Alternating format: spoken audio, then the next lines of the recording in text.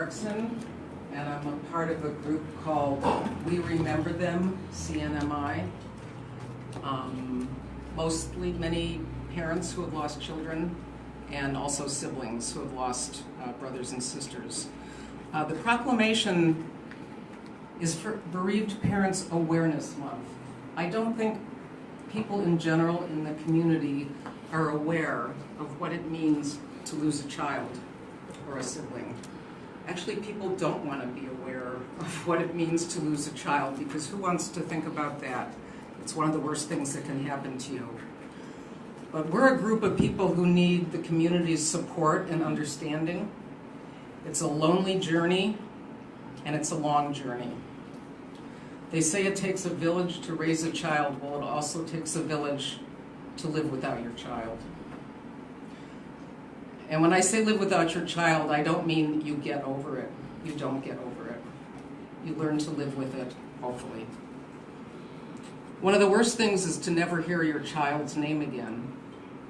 So one thing that people in the community can do is to mention the child's name, remember birth dates, remember anniversaries, remember the child, and acknowledge their existence. Our group is planning a walk to remember on July 26th. We're going to get together and do a short walk in honor of our children and to remember our loved ones. I hope you can join us, and there'll be further details about that coming out. Thank you.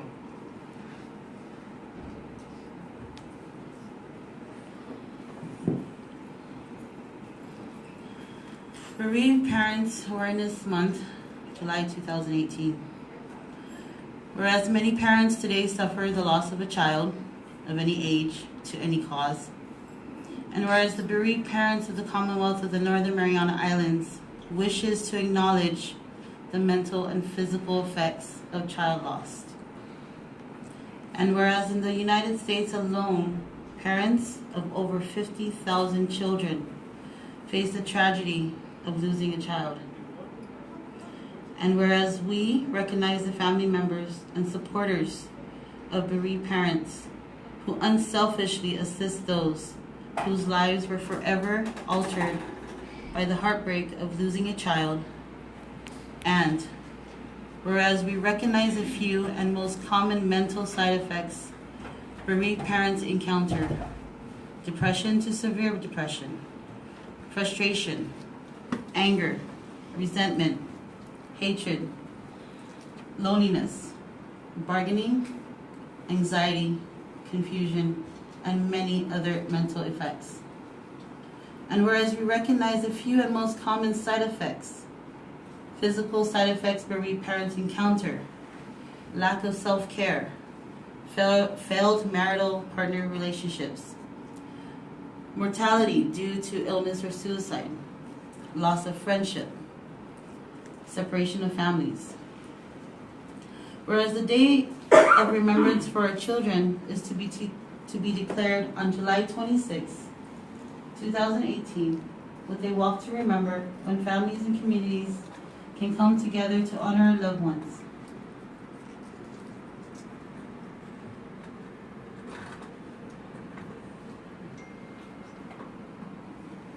Now therefore, let it be resolved that I, Rob de Torres, Governor of the Commonwealth of the Northern Mariana Islands, and I, Victor B. Hocutt, Lieutenant Governor of the Commonwealth of the Northern Mariana Islands, by virtue of the authority vested in us by the constitutional laws of the Commonwealth, hereby proclaim July 2018 as Bereaved Parents Awareness Month. we encourage all of our community to offer compassion and support to bereaved parents in the Commonwealth as they grieve and heal. We also ask that we educate ourselves about the grieving process and the honor of memories of our loved ones, in witness whereof we have hereon to set our hands on this 27th day of June, 2018.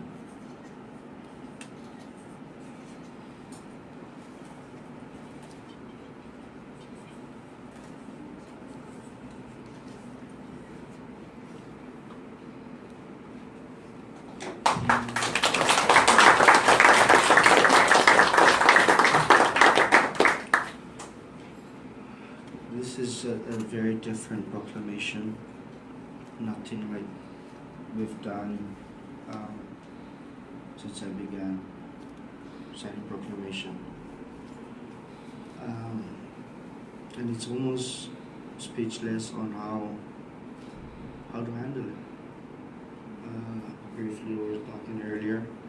Each one of us have different way of letting things go or appreciating things in a very different manner. But you're right, all of us need to stick together, and more especially in the time of need. You know, some of our actions is very sensitive at a time of losing someone. But at the time that it happens, sometimes you don't even care because you've lost someone. And we've seen it too with my family. Losing someone is never easy. And for all of us here that have lost your loved ones, condolences. And I know that it's just something that even words cannot express.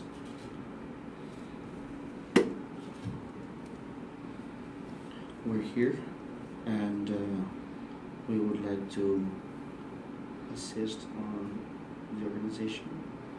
And I hope that I will definitely make sure that I join in your work.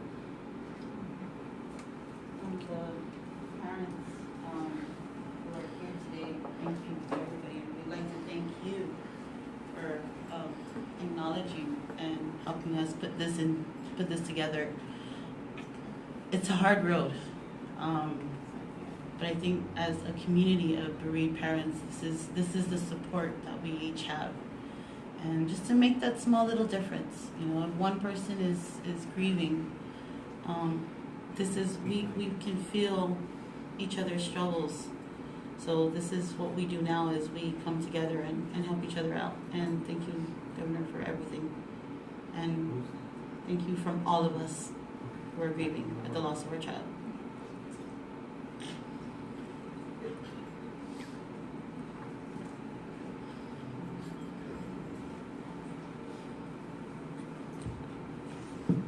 Well, good morning to all of you. Let me put some cheers in your heart rather than tears. And I say, I want to greet you all that you're not all alone with how parents feel losing a child, especially when a child was just started to communicate with you, or for the matter of fact, just as you, as a child, come out to this world. And coming together will ensure that we are with you.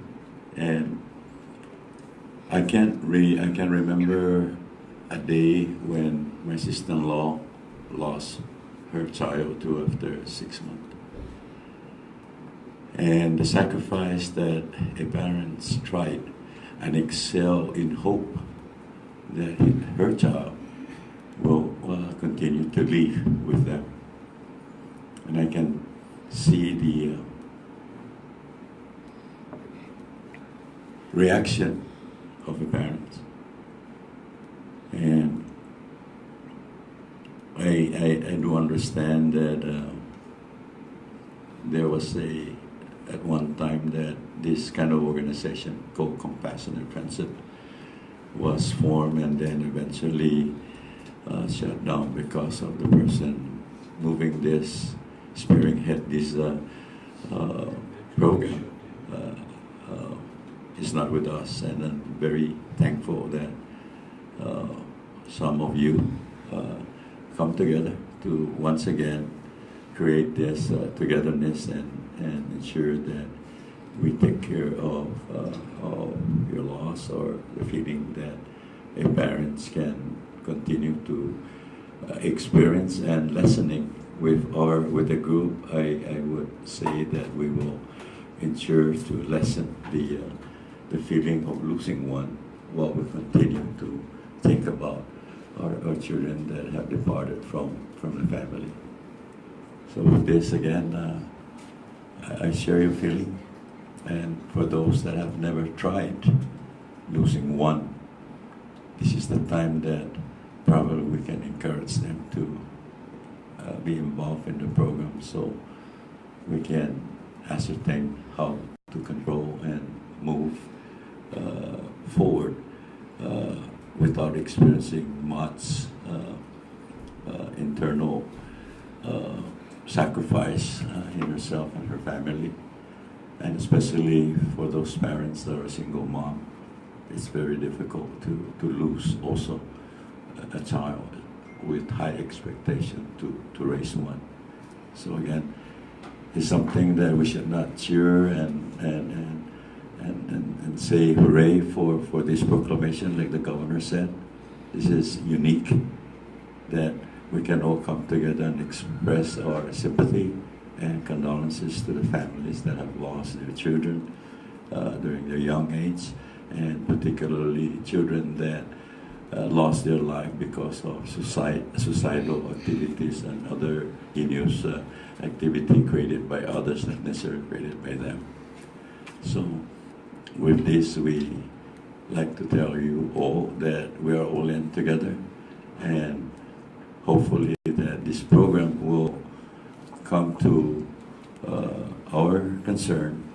How can we most provide assistance and ease the pain of the bereaved family who experience losing a child within the family community.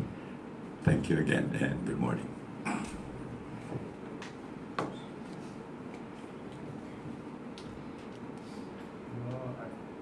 Normally we do the proclamation, and after that she will come up and take pictures. I know that one thing though is when my brother passed away, it's always comforting when we talk about it. I think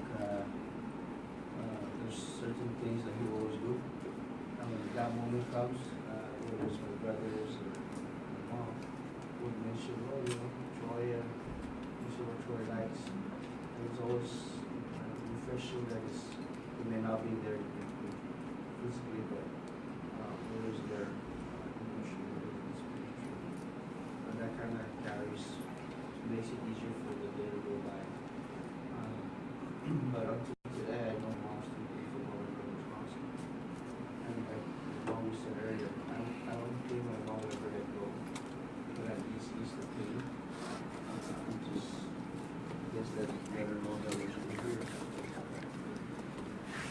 One thing is for information, how many of you parents have or know that like naming your first child or second child that you lost, rename another child under his name?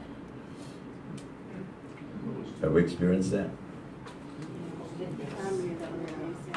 So that's what she was saying, that we cannot forget that first child, and we name our second child that comes out, you know, the same name, to continue to remember the name of the child that you have lost. And that's one, I got goosebumps when I say that, but that is very true, naming names after the one child that lost his or her life. So, and that's I believe parents will continue to remember the child that she lost. So that's one thing that helps her ease the comfort of losing one while remembering the same name. Thank you. I'd like to also share that some parents have brought in the pictures of their children that,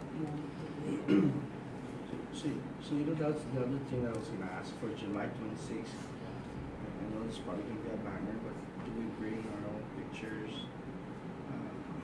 for the walk, or We're just getting organized for the walk. I think that's a great idea. We'd like to have pictures. So, I will be sure to include that in the plans.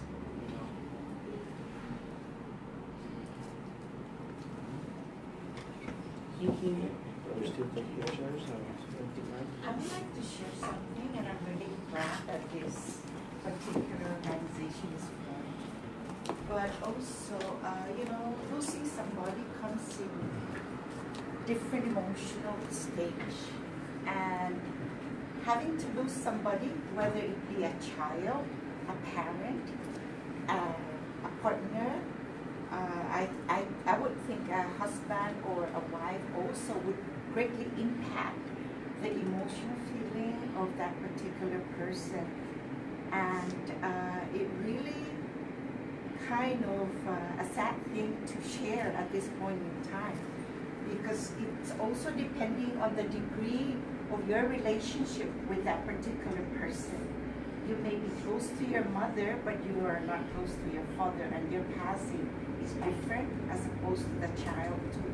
Sometimes your child, you don't really spend as much time as you did with another person, but it does create an impact with ourselves as parents or as any partner or relationship to that particular person who passed.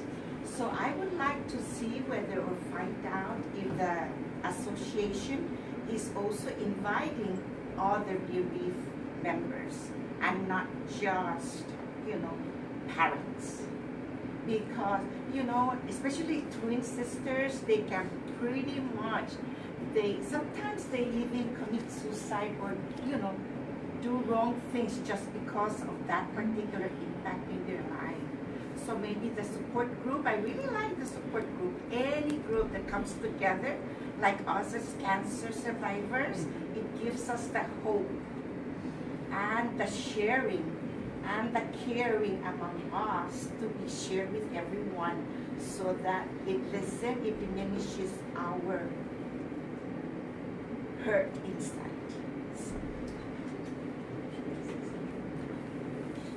I really appreciate your comments. I've lost a father and a husband and a sister. And everybody who loses a loved one absolutely needs support. This month, this particular proclamation is aimed at parental loss because it's a very unique kind of loss. We all really, if we think about it, we expect our parents to die. As difficult as that is to think about, we know we're going to lose. I know my 96-year-old mother's not going to be around forever. And if we think about it, we're probably going to lose our spouse if we don't die first. But losing a child is a very different kind of pain. You don't expect your child to die before you do. It's never something that any parent even wants to think about. So I do really appreciate your input, and we can, our new group is called We Remember Them CNMI, and it can be for everyone, and I think that's what we need. Yeah. I have a child, my only boy, my baby, and since he died, now 36 years since he died, but deeply, it's really hurt me whenever I hear about death. It's attacked me of losing my boy. And it's different. My husband died, my father, my mother, but my son, no. It's really hurt. 36 years, I'm still weak. And I would never, sometimes I don't like to hear mentioning about death, especially a child. It's very hurt. And I'm still crying from there. In all respect. My son is, this July will be his second year anniversary. And my heart goes out to every parent. And it's an everyday thing. It doesn't matter, the whole reason this proclamation is a goal of ours is because it doesn't matter whether it's 36 years or 2 years or 10 years. Every day we live with the memory of, our kid. And I'm a single mom, and I lost my only boy. And it doesn't matter the cause, it doesn't matter the age, it doesn't matter the years. We look back into, when we were pregnant with them, when we were doing anything for a kid, and it's really, really different. I've lost my mom and my dad, and it's completely different. And this is something that we, as a community of bereaved parents, where we want to come together and help each other out, because relationships come and go, friendships come and go, but we are a unique group that this whole awareness and what it happens, what we deal with, needs the attention. Because during the day, everybody can come to us and be our friend, but at night when we lay down on that pillow, it's just us. It's just the mother. It's just the father. So let it be a community of support. I'm pretty young, and losing a child it's really hurts. But hey, we're there. We're there together.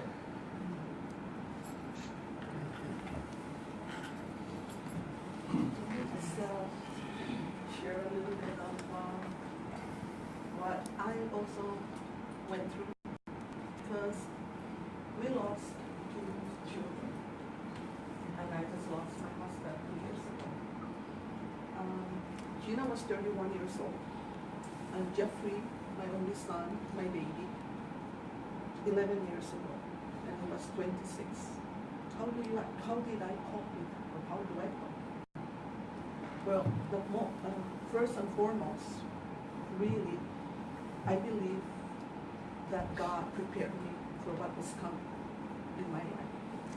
I didn't realize that until years later when I was going through my life, living with the day-to-day on how to live without Gina and without Jeffrey. And I only have Glenda, and I only have one grandson, and I'm 68 years old. And all the dreams and all the work and all the preparation that each parent is doing on their children just went crashing down. But because of, I really truly believe that because of my deep faith in God, I let Him handle it, because I know that I cannot handle it. As a human being, I told Him I'm human, and I don't have the capability of dealing with this on a day-to-day. Help me go through day by day, minute by minute, second by second. I want to deal with my only child. I want to deal with my brothers and sisters who were crying for me behind my back, I know. But they were there in every day, in every moment that I need them.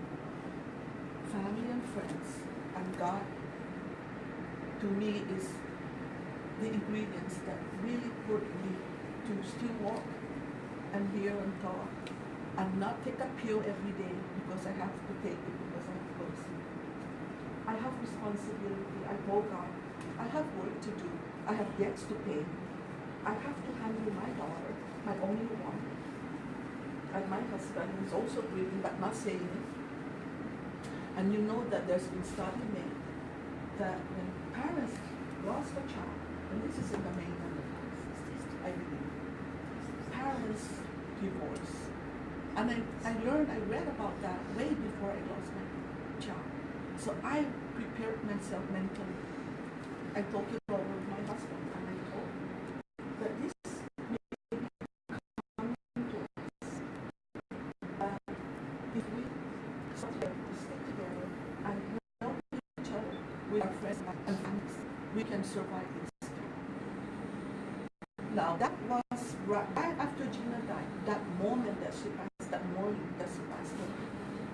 The only thing that I put in my mind, and I know that God put that thing on my mind, because I'm human. I can say, I can scream and shout and, people crazy. But I thought of what she liked to do.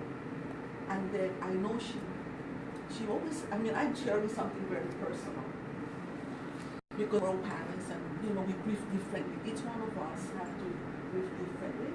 That's why I'm sharing this is my own experience. But I pray that everybody will work through, if we come together and help each other. So anyways, she loved to watch Godfather. And that afternoon that I came from coffee care, she was in the house watching it, and she turned on the aircon. It was very hot, and of course her unit is supposed to be not in the heat. But I said, why did you turn on the aircon? It's very hot. You know how coffee house is. But she was watching that. That was the last show, but she would repeat that. She always wanted. I feel like she wanted to be somewhere, you know, that just always feel like, oh my God, this girl really loved this movie, something about it. So when she died the following morning, I told myself, she's away on a trip. I didn't want to accept right away that she died. I had to psych myself. I said, no, she went on a trip.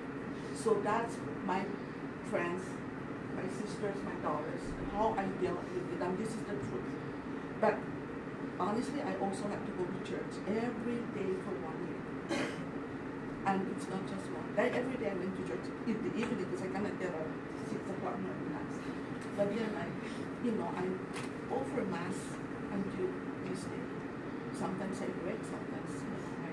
But the strength that God has is really, none of us have it. I mean, we ask God, He will give it to us.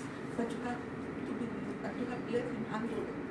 And I said, you handle even any problem, and I cannot handle it. I just have to tell Him, do it, and pray for it, and help me. You know, life is just, sometimes we say not fair, right? Just here you are doing all these stuff, and then boom, something happened, things just went crashing down. But I just thought I would share how I coped with them. And I'm just so thankful I met you at a funeral of all places at Tanaka when we formed the Compassionate Friends. And that I wanted to help since, you know, of course, it's never going to end. But they're always in our hearts. We talk about her and Jeffrey, and even if I go on a trip, I say, they're with me. Anywhere I go, they're in my heart. So those are the things, you know, that we need to, and just get a lot of hugs, you know. Your husband and your boyfriend, you know, just get a lot of love. So that is so important. And that, my friends and my sisters and everyone here, we all go through different, you know, ways, but just believe that there's a God. And sometimes we also believe the old people say they're in God's hands. I remember Sitan Maria Chrysostom told me when Jeffrey died, second in 4 years apart. She said, God, na-conforme mo sa situation ko namin. My daughter, you know, can be content with us now. And I never forget that. If where else is a better place for them to live in God's hands. And so God is taking good care of my daughter, my son, until the day when we're going to be together. So I just thought I'll just close with this time, with all the love and prayers. This is a very special group, and we all love each other because we all go through the same thing, the same heart. But it comes and goes, and that's what we learn a lesson by going through all this. Sometimes I feel like I can write a book now. Of course, you know, it's a very it's a very emotional and I, you know, it's sad.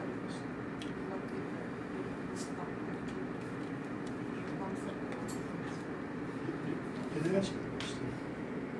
With the formation of this group, you had any fellowship meetings? That's a great question because I formed the Compassionate Friends 5 or 6 years ago, and it was an association with the national U.S. group, and we held support meetings for about 5 years, and it didn't seem like it was meeting the needs of the community exactly. So we kind of changed our focus to be, instead of the Compassionate Friends with monthly support meetings, we're going to focus more on honoring and remembering our loved ones. Maybe have more informal gatherings. There was a wonderful Mother's Day brunch. I think it's the first Sunday in May is Bereaved Mother's Day. And I know Mother's Day is impossible for mothers who have lost children. So Donna Crum held an organized Bereaved Mother's Day brunch at her home. We're having a walk to remember. We have, Obviously, if you listen to Maddie's words and to Connie, I'm pretty sure a lot of the bereaved moms, I think the healing process of the group, talking about things, sharing some of the memories and the experiences, the pain, I think that would be a healing process. If that initiative could be set up for this, I think it would be very valuable. Should be reconsidered. Thank you. I also wanted to mention that we have an annual candle lighting event the second Sunday in December. I don't know if you've heard about that or not, but we get together. It's not a holiday program, but you know the holidays are really, really hard for bereaved families, and so it's a remembrance program to honor children and other loved ones, and we have a slideshow of their photos, and we light candles, and we say the prayers and poems. So we do intend to continue that this year. Thank you. Just one last, I was sharing with Jill and Donna last week or the other day. We're very different in our culture. Tomorrow, Caribbeans, we have the 18 days rosary. And we have family, friends coming. You know, it's a small society, it's a small island, so we're integrated very, very well. But that's one way of coping, you know. But we forgot about the parents losing a child, that it's an extended, you know, not just 18 days of rosary. It's really an extended, so it's just to remember in our hearts and our mind that, you know, when we're dealing with this person who has lost a child, they're very different and they're unique. We have to handle them in a very compassionate way. So I thought our Chamorro and Caribbean is very helpful for us in losing, you know, anybody. And so that is a step of spirituality that we make. Our culture help us cope with our, you know, death.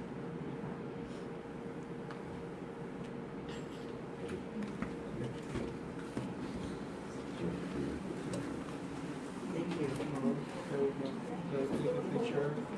You just want to take a picture here outside. Everyone else?